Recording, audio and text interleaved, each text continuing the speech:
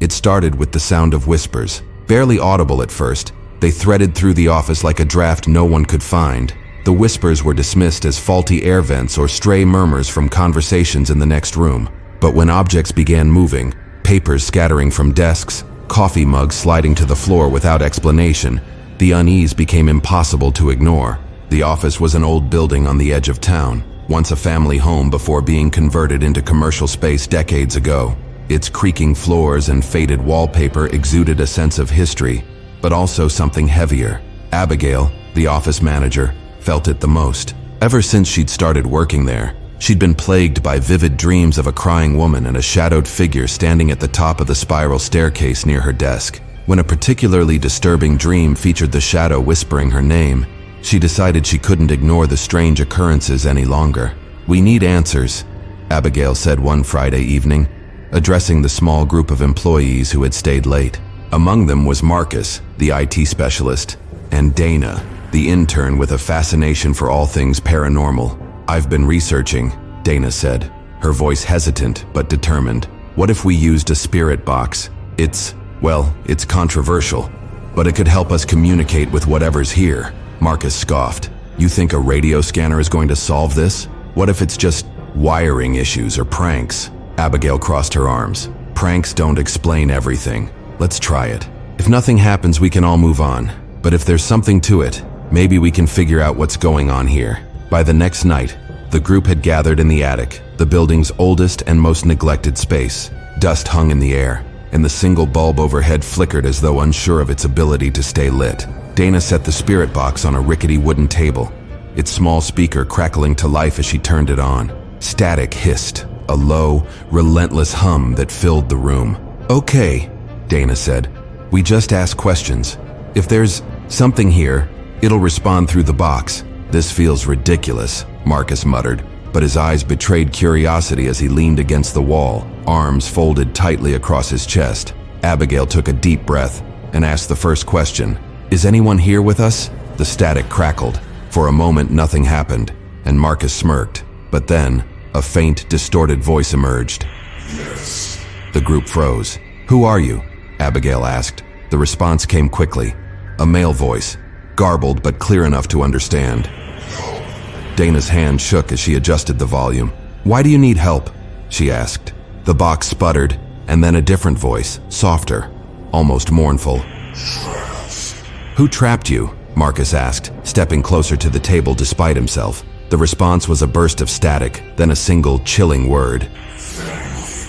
Abigail's stomach twisted. "What family?" she pressed. The bulb flickered violently, casting jagged shadows across the attic. The box hissed, then spoke again. A cold draft swept through the room, making the hairs on Abigail's arms stand on end. She thought of the spiral staircase and the dreams of the crying woman. "Are you the woman I've seen?" she asked. The spirit box sputtered, then offered a name. Dana scribbled the name in her notebook. "Eleanor," she repeated. "Who is your father? What did he do to you?" The response came in fragments, each word fractured by static, but undeniably clear. "Where?" Abigail asked, her heart racing despite her resolve to stay calm. The attic seemed to grow colder. The spirit box crackled and hissed, then spoke. "You mean, in this attic?" The box offered no response, but the silence was answer enough. Marcus, now visibly shaken, stepped forward. "This is insane," he said. "If this Eleanor was trapped here, where's the proof? Where's her body?" As if in response, the light bulb above them burst, plunging the attic into darkness. Abigail fumbled for her phone, using its flashlight to illuminate the room. The beam of light caught a faint outline on the far wall, a small, square hatch partially concealed by old furniture.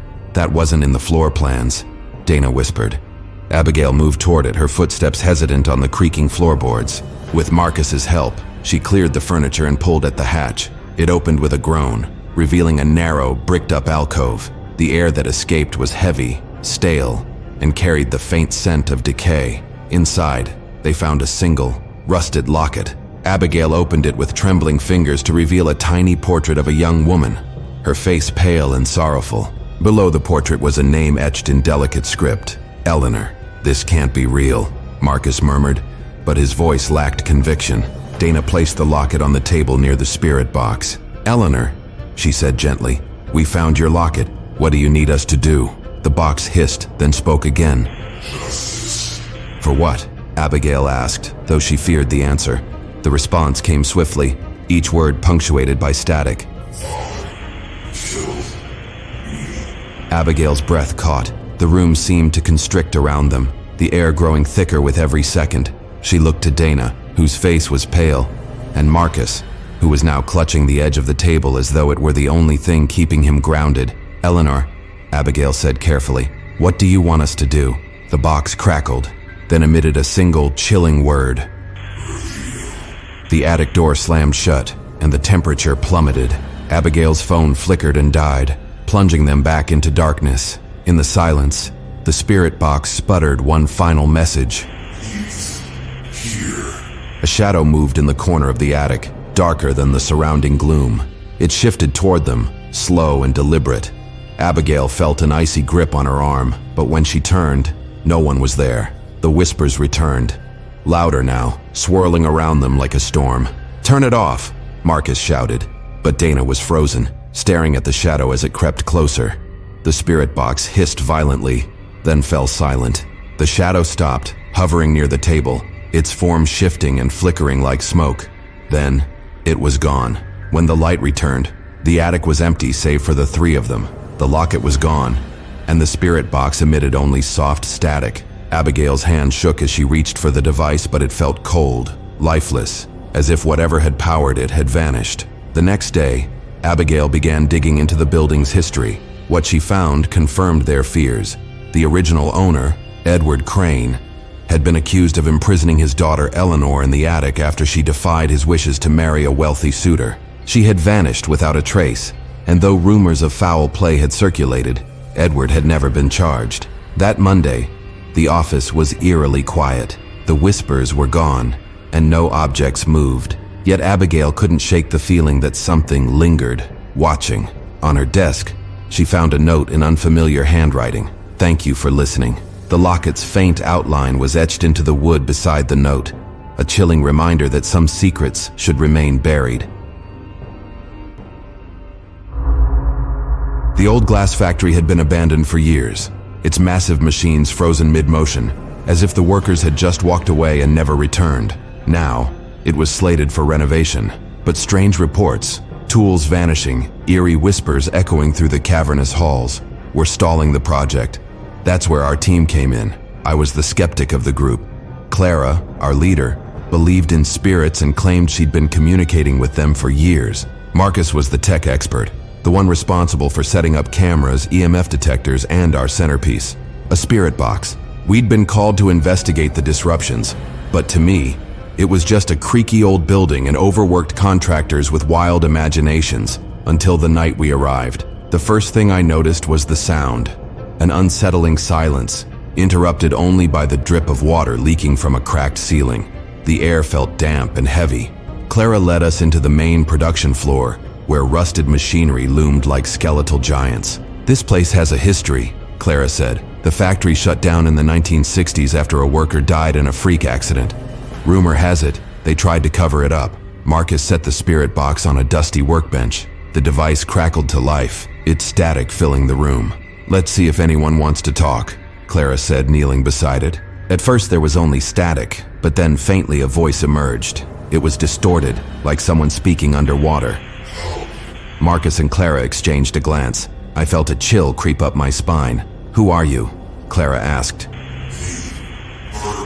The name crackled through the static, clear enough for all of us to hear. Clara turned to us. That was the name of the worker who died here. "Henry Burton." I swallowed hard, my skepticism wavering. Clara pressed on. "Henry, what happened to you?" The spirit box hissed and popped, then a single word came through. The air seemed to grow colder. I looked around, suddenly aware of the shadows stretching across the walls. Something about this place felt wrong, like we were intruding where we didn't belong. Clara's brow furrowed. "Who betrayed you, Henry?" The static roared louder, then quieted. Another word emerged, low and guttural.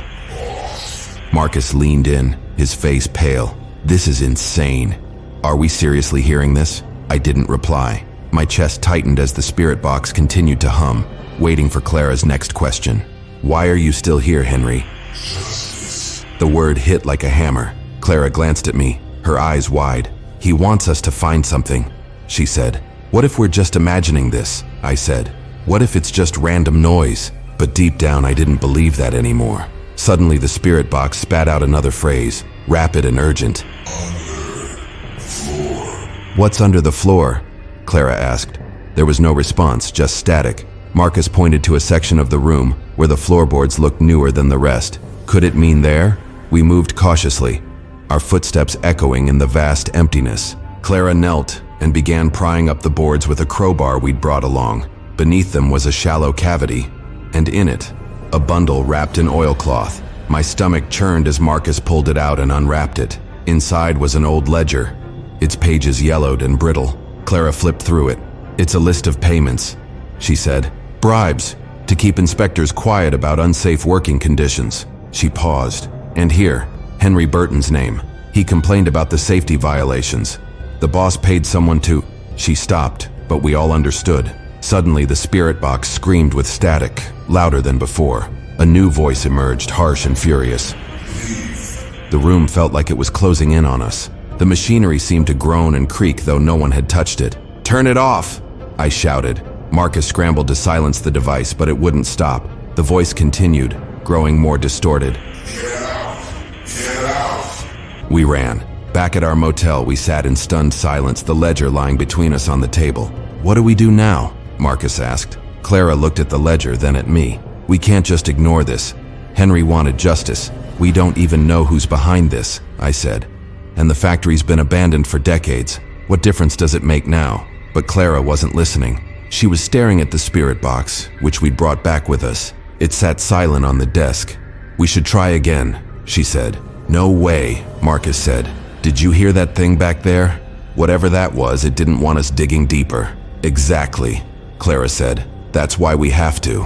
Reluctantly, we turned the device back on. The static returned, softer this time. Clara leaned forward. "Henry," she said, "we found the ledger. What do you want us to do with it?" There was a long pause. Then faintly, Marcus exhaled sharply. "Okay, fine. We take it to the authorities. Let them figure it out." But before we could switch the box off, a new voice cut through the static, deep, menacing, and unmistakably different. We froze. "Who are you?" Clara asked, her voice barely above a whisper. The voice growled. I felt a cold sweat break out across my skin. "What do you want?" Clara asked. The spirit box hissed violently, then went silent. Clara reached out to switch the device off, but as her hand hovered over it, the box crackled to life once more. This time, it was Henry's voice. The lights in the room flickered. A shadow passed across the wall, though no one was standing there. We didn't wait to find out what it was. The next day, we handed the ledger over to the police anonymously. They confirmed the payments and linked them to the factory's owner, who had died decades ago. But strange reports continued to come from the factory. Footsteps echoing in empty halls, machines whirring to life on their own. I left the team after that. The spirit box was packed away, its mysteries too dangerous to explore further. But sometimes, late at night, I hear a faint crackling sound, and I wonder if we ever truly left that factory behind. It started as a joke during lunch. Our office, an old manufacturing warehouse turned modern workspace, had a storied history. Built in the 1920s, it had seen decades of industry before closing for years, only to be repurposed for tech startups like ours. Colleagues often swapped stories of mysterious footsteps and flickering lights after hours. I usually dismissed them, but the idea of using a spirit box to connect with the past sparked a mix of curiosity and dread in me. "Come on, Lucy," said Mark, our resident skeptic, as he pulled a dusty cardboard box out of storage. "You're the history buff. Aren't you curious about what really happened here?" I couldn't deny it. The building had a strange aura, a weight that felt more like memory than structure. There were whispers of a fire in the 40s, a collapse in the 70s, even rumors of workers disappearing. No one had ever confirmed anything. "I'll do it," I said, surprising myself. Mark, Sasha, and I stayed late that Friday night, heading into the unused storage room on the top floor. The air felt thicker as we stepped in.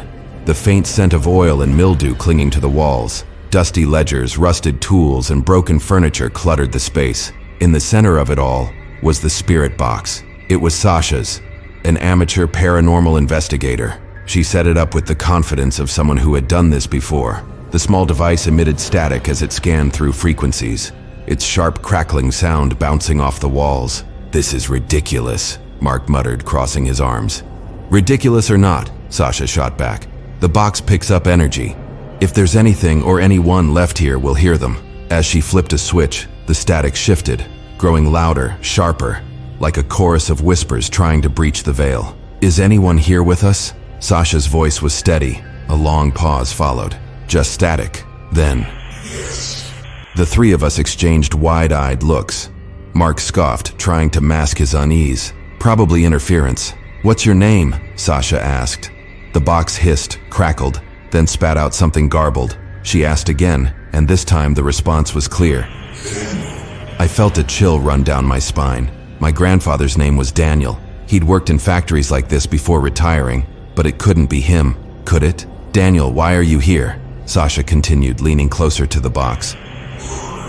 Came the reply, followed by a burst of static so loud we all flinched. The room seemed colder now. The word echoed in my mind. "Burned." "Do you mean the fire?" I asked. The box crackled. My stomach sank. The fire in the 1940s. It had been real. "What happened?" Sasha pressed. A man's voice came through, broken and distant. A heavy silence fell over the room. Mark laughed nervously. "Okay, this is just coincidence. Random frequencies. Nothing real." But I wasn't so sure. The weight in the air felt oppressive now, like unseen eyes were watching us. I noticed Sasha shivering. "Who locked you in, Daniel?" I asked. The box answered almost instantly. "Why?" Mark shook his head. "People don't just..." The voice said my name. The room fell deathly quiet. I froze. Impossibly clear. "That's not funny," I said, glaring at Sasha and Mark, but they looked as stunned as I felt. "Why did you say my name?" I demanded. The box stuttered. I stumbled back. Memories from weeks earlier came rushing in. The late-night cleaning shift when I'd knocked over an old box of documents. I'd skimmed through them out of curiosity, finding yellowed blueprints and payroll records. The name Daniel Clark had been circled in red, with the words "fire liability" scribbled in the margins. "You're connected to this," Sasha said, her tone accusatory. "No," I blurted out. "I didn't know. I just found..." The spirit box crackled violently, the static rising to a deafening pitch. Mark clamped his hands over his ears. "Turn it off, Sasha." She fumbled with the device, but it wouldn't stop. The voices kept coming, overlapping, pleading. Then, the loudest voice of all boomed through the box, silencing the others. The spirit box powered down on its own. We didn't talk much after that. Mark left first, muttering excuses about early meetings. Sasha packed up her equipment in tense silence, shooting me a look I couldn't decipher. I stayed behind, unable to shake the feeling that something was unfinished. The storage room seemed to hum with latent energy, daring me to return. Against my better judgment, I did. The spirit box sat on the table. I reached for it, hesitating as the air grew heavier again. When I finally turned it on, the static returned immediately. "Daniel," I said, "I'm sorry." The box hissed. Then, "Who?" The reply sent shivers down my spine. I wanted to leave, but something rooted me in place. The box sputtered, crackled, then offered one last word before shutting off completely. The basement was a place no one went. Dark, cluttered, and rumored to be unsafe. I used my phone's flashlight to navigate the narrow staircase, my pulse racing with every creak of the old wood. At the bottom, the air was damp and suffocating. Shadows danced on the walls, and then I saw it. A heavy iron door, half hidden behind a stack of broken furniture. I pushed it open, the screech of rusted hinges echoing through the cavernous space. Inside was a small room, its walls blackened with soot. The smell of charred wood and something acrid hit me like a wave. In the center of the room sat a desk, its surface cluttered with papers and an old rotary phone. Among the papers, I found a ledger with Daniel's name, and dozens of others. Next to each was a dollar amount and the word "settled." My hands trembled as I pieced it together. The boss had insured the factory heavily and staged the fire to collect the payout. The workers inside were collateral damage. "Is this what you wanted me to find?" I whispered into the empty room. Behind me, the spirit box I hadn't realized I'd brought along crackled to life. For the first time, the voice sounded at peace. I returned upstairs, leaving the ledger and the past where they belonged. That night, as I lay in bed, my phone buzzed with a notification. It was a message from an unknown number. "You shouldn't have looked." The screen flickered, then went black. I never touched a spirit box again.